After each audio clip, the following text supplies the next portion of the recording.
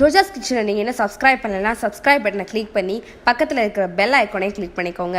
அப்போ தான் எங்கள் வீடியோலாம் ஃபஸ்ட்டு பார்க்க. இன்றைக்கி நம்ம கிச்சனில் என்ன பார்க்க போகிறோம் அப்படின்னு பார்த்தீங்கன்னா முருங்கைக்கீரை கூட்டு பார்க்க போகிறோம். அதுக்கு 1 டேபிள் ஸ்பூன் பாசிப்பருப்பு போட்டுக்கோங்க, 1 டேபிள் ஸ்பூன் துவரம்பருப்பு, கொஞ்சம் மஞ்சத்தூள் சேர்த்துக்கலாம். இப்போது நம்ம இதை 3 விசில் வச்சுக்கலாம். இப்போ பருப்பெல்லாம் நல்லா வெந்துருச்சு. இப்போ இது கூட நம்ம முருங்கைக்கீரை சேர்த்துக்கலாம். முருங்கைக்கீரையை லைட்டாக வாட்டரில் க்ளீன் பண்ணிவிட்டு இதில் சேர்த்துக்கோங்க. தேவையான அளவு உப்பு சேர்த்துக்கோங்க.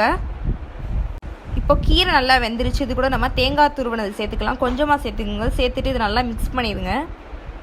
ஒரு கடாயில் எண்ணெய் ஊற்றிட்டு எண்ணெய் காஞ்ச பிறகு கடுகு உளுந்தை சேர்த்துக்கோங்க. இப்போது கடுகு பொரிஞ்சிருச்சு. இப்போ இது கூட ஒரு பெரிய வெங்காயத்தை கட் பண்ணதை சேர்த்துக்கிறேன். 2 காய்ந்த மிளகாயும் சேர்த்துக்கிறேன்.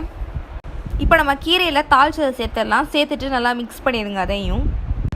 இப்போது முருங்கைக்கீரை கூட்டு ரெடி ஆயிடுச்சு. கண்டிப்பாக வீட்டில் ட்ரை பண்ணி பாருங்கள். உடம்புக்கு அவ்வளோ நல்லது. முடி கொட்டுறதெல்லாம் இருந்துச்சுன்னா முருங்கைக்கீரை சாப்பிட்டீங்கன்னா எல்லாமே நின்றும். இந்த வீடியோ பிடிச்சிருந்தா லைக் பண்ணுங்கள். உங்கள் ஃப்ரெண்ட்ஸ் பக்கம் ஷேர் பண்ணுங்கள். மறந்துடாமல் சப்ஸ்கிரைப் பண்ணிடுங்க.